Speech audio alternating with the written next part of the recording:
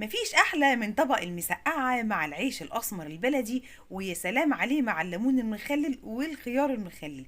ده على فكره الخيار اللي عملناه مع بعض قبل كده مع الليمون المخلل على القناه تقريبا دخل في شهرين اهو، والخيار زي الفل بيقرش وجميل ولا ناعم ولا اي حاجه.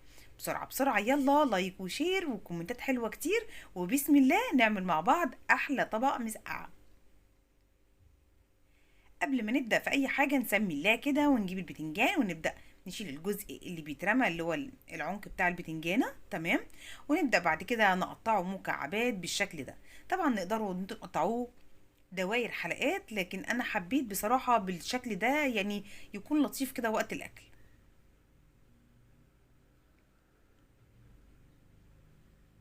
أنا هعمل النهاردة طبق المسقعة بطريقة هيلسي شويتين. تمام.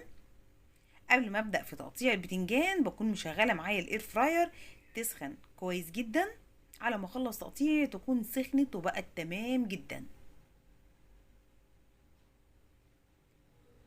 لو بتشوفونا لحد هنا اتمنى لايك وكومنتات حلوه علشان الفيديو يرفع ويوصل لاكبر عدد ممكن.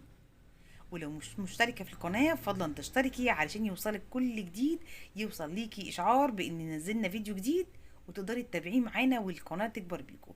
هنا خلاص كنا قطعنا البتنجان مكعبات، ننزل عليه بشويه من الملح وشويه من زيت الزيتون، بالظبط كده مش كتير خالص. تمام جدا. وابدا بقى اقلبه معاكم بالطريقه دي، ايوه بالشكل ده. خلاص كده قلبنا البتنجان كويس جدا. ببدأ بقى بعد كده بجيب الاير فراير اللي قلنا ان احنا مسخنينها من اول ما بدأنا. تمام. وابدأ اظبطها على اعلى درجة حرارة. لو عندك درجات حرارة في الجهاز بتاعك تقدري تظبطيه على درجة حرارة 100. تمام. وشغلت شواية فوق وتحت، ونزلت بالبتنجان اللي عليه بس ملح وزيت زيتون، مش اكتر من كده. تقدري تستخدمي زيت نباتي تاني عباد او ذرة، تقدري براحتك جدا. تمام.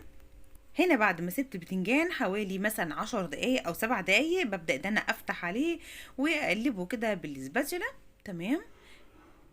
طبعا بنختار سباتولا او خشب علشان خاطر نحافظ على الجهاز بتاعنا اطول فترة ممكنة. تمام. ببدأ اقلبه بسرعة كده على الناحية التانية، واللي فوق اخليه تحت علشان كله يتشوي تمام جدا. هنا بعد ما خلصنا وقت بصوا كده خلاص البتنجان تمام جدا معانا جاهز. تمام. ببدأ في الوقت ده اشيله وانزل برضو بنفس الفكرة بالفلفل اللي احنا مقطعينه مكعبات. تمام. شلت البتنجان حطيته في طبق خارجي، وابدأ انزل تاني الحلة جوه الجهاز وانزل بالفلفل الالوان. تمام جدا. باجي بقى في الوقت ده بيكون خلاص الفلفل اتشوى معانا. بجيب طاسة جرانيت. انا عايزة استخدم اقل كمية زيت موجودة. لو طاسة جرانيت ووك زي كده او حلة جرانيت تقدري تستخدمي بدون مادة دهنية، كفاية قوي المادة الدهنية اللي حطيناها من شوية في البتنجان وفي الفلفل. هي مش نفس الكمية بتاعت البتنجان والفلفل لما بيكونوا مقليين، لكن برضو انا بحاول اقلل بقدر الامكان. تمام. كده نزلت بالبصلة من غير اي مادة دهنية تماما، بس تتشوح حاجة بسيطة كده وايديا فيها على طول يمين وشمال. مجرد ما تطلع ريحتها هنزل عليها بفص صغير جدا، وابدا طبعا بوسع للتوم في ارضيه الوok كده علشان يطلع ريحه. مجرد بس ما يطلع ريحه بنزل فورا بالطماطم. تمام. الطماطم يا ريت طبعا نكون مصفيينها، يبقى احسن حاجه للمسقعه.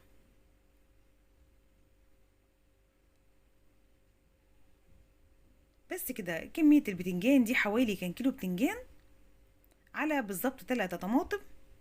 ده تمام جدا. ببدأ بعد كده أقلب وأبدأ أنزل على الطماطم والبصل والثوم، ملح، فلفل أسمر، ورشة صغيرة من الكزبرة الجافة. تدي تست وطعم حلو جدا. الملح منكترش لأن حاطينا ملح في البتنجان، وكمان وأنا بهرس الثوم على البورد بالسكينة برضو حطيت معاه شوية ملح، فناخد بالنا من الملح كويس جدا يا بنات. نزود ملح براحتنا، لكن لو جه حادق مننا ملوش حل. ببدأ بعد كده انزل برشة من السكر علشان نعادل الحموضة اللي في الطماطم. ومجرد بس ما الطماطم تغلي غلوة واحدة فقط ببدأ بعد كده انزل على طول بالبتنجان والفلفل اللي قيناه مع بعض من شويه. بصوا انا حاطه البتنجان اخضر ازاي، يكاد يكون ما اتحمرش.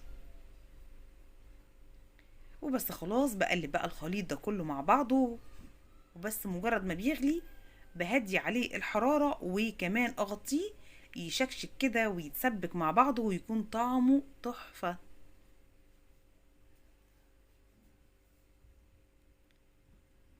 تمام جدا. هنا هدينا الحرارة وسيبناه يعني ياخد ويدي كده مع بعضه، وكل حاجة تاخد من طعم بعضها. ببدأ بعد كده ببص عليها، ولو محتاجة ملح ازود. هنا كانت تمام جدا.